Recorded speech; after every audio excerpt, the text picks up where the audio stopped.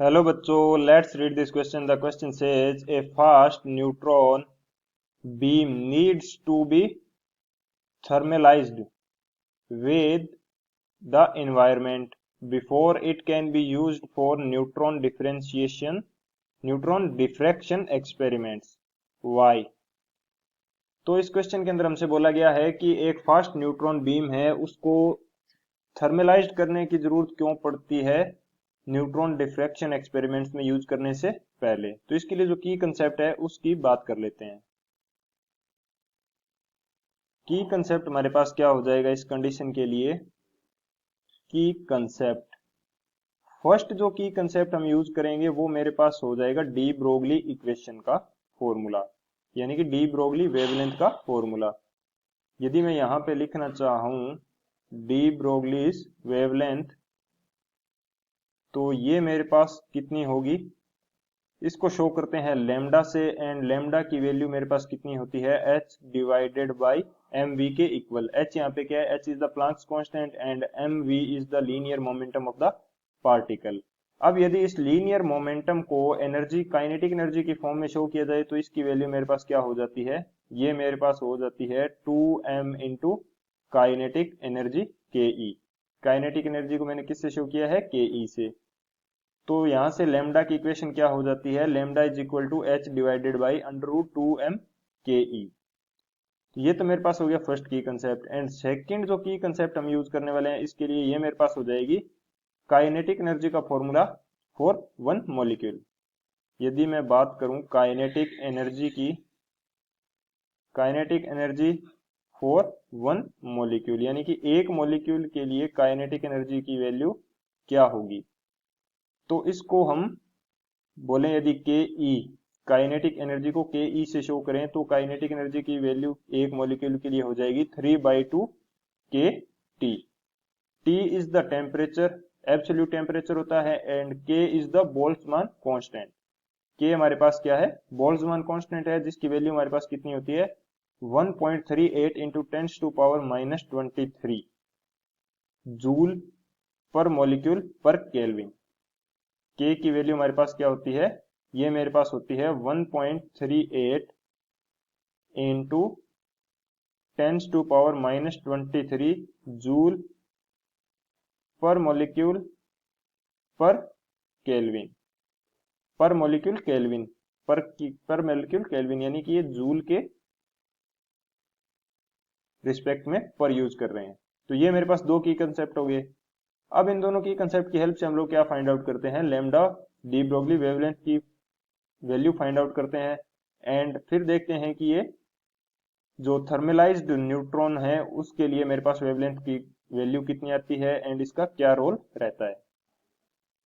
बात करें सॉल्यूशन की, तो सबसे पहले हम लोग क्या फाइंड आउट कर लेते हैं? काइनेटिक एनर्जी फाइंड आउट कर लेते हैं, जिसका फॉर्मूला मेरे पास क्या है? 3/2 के टी। तो 3/2 के की वैल्यू मेरे पास कितनी है? ये मेरे पास है 1.38 इंटू 10⁻⁻23, एंड टी की वैल्यू यदि मैं रूम टेम्परेचर के लिए यूज करना चाहूँ तो ये मेरे पास रूम टेम्परेचर के लिए एब्सोल्यूट टेम्परेचर कितना होता है? 300 केल्विन।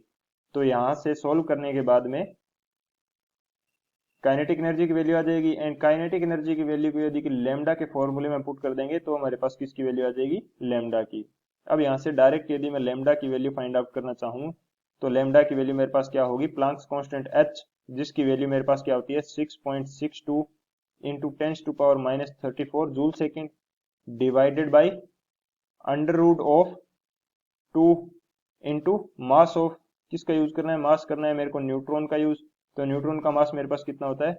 इसकी वैल्यू होती है मेरे पास 1.6 into 10⁻⁻27 KG into kinetic energy की वैल्यू। काइनेटिक एनर्जी की वैल्यू मेरे पास कितनी है? ये मेरे पास है 3/2 इंटू 1.38 इंटू 10⁻⁻23 इंटू 300। ये मेरे पास है काइनेटिक एनर्जी की वैल्यू। तो जब मैं इसको सोल्व करूंगा तो मेरे पास यहां से लेमडा की वैल्यू निकल कर आएगी लगभग 1.45 इंटू 10⁻⁻10 मीटर के लगभग। एंड 10⁻⁻10 को हम क्या बोलते हैं? ये हमारे पास होता है एंगस्ट्रॉन। तो इसको कितना हो जाएगा, वैल्यू लेमडा की वेवलेंथ की वैल्यू मेरे पास हो जाएगी 1.45 एंगस्ट्रॉम। ये जो लेमडा की वैल्यू है ये मेरे पास किस कंडीशन के अंदर आई है, जब मैंने जो न्यूट्रॉन बीम है उसको क्या कर लिया है, थर्मलाइज्ड कर लिया है विद द एनवायरनमेंट। थर्मलाइज्ड करने के बाद में मेरे पास कितनी आई है, ये लगभग 1.45 एंगस्ट्रॉम। अब बात करते हैं डायफ्रैक्शन एक्सपेरिमेंट की। तो ये डायफ्रैक्शन एक्सपेरिमेंट जो है ये किसके लिए यूज किए जाते हैं, एक्सपेरिमेंट ये यूज किए जाते हैं जो हमारे पास इंट्रा एटॉमिक स्पेस होता है उसको डिफाइन करने के लिए। Intra atomic space, intra atomic space इसको डिफाइन करने के लिए ये परफॉर्म किए जाते हैं डायफ्रैक्शन एक्सपेरिमेंट्स। एंड जनरल किसी क्रिस्टल के लिए जो इंट्रा एटॉमिक स्पेस है, इंट्रा एटॉमिक स्पेस किसी क्रिस्टल के लिए यदि मैं बात करूं, स्पेस इन क्रिस्टल, तो इसकी वैल्यू मेरे पास कितनी आती है, ये मेरे पास आता है लगभग 1 एंगस्ट्रॉन के इक्वल। इंट्राटॉमिक से ये स्पेस मेरे पास कितना आया, 1 एंगस्ट्रॉन। एंड मैंने जो लैम्डा की वैल्यू फाइंड आउट की है ये मेरे पास कितनी आई है, ये मेरे पास आई है 1.45 एंगस्ट्रॉन। ये नियरली क्या है, इक्वल, यानी कि एक ही ऑर्डर के हैं। एंड डायफ्रैक्शन के लिए एक कंसेप्ट होता है, डायफ्रैक्शन उतना ही बेटर होगा जितना जो मेरे पास स्पेस की वैल्यू है वो यदि लेमडा की वैल्यू की ऑर्डर की है, सेम ऑर्डर की है, तो डायफ्रैक्शन मेरे पास उतना ही अच्छा होता है। इसलिए हम जो क्या है न्यूट्रॉन बीम जो यूज करते हैं न्यूट्रॉन डायफ्रैक्शन एक्सपेरिमेंट्स के अंदर, उनको पहले थर्मलाइज्ड कर लिया जाता है विद इन्वायरमेंट, ताकि ये हमारे पास लेमडा की वैल्यू लगभग उतनी आ सके जितनी हमारे पास इंट्रा एटॉमिक स्पेस है क्रिस्टल के अंदर, यानी कि लगभग 1 एंगस्ट्रॉम के आसपास आ सके। So this is the final answer. I hope you understood it well. Best of luck. Thank you.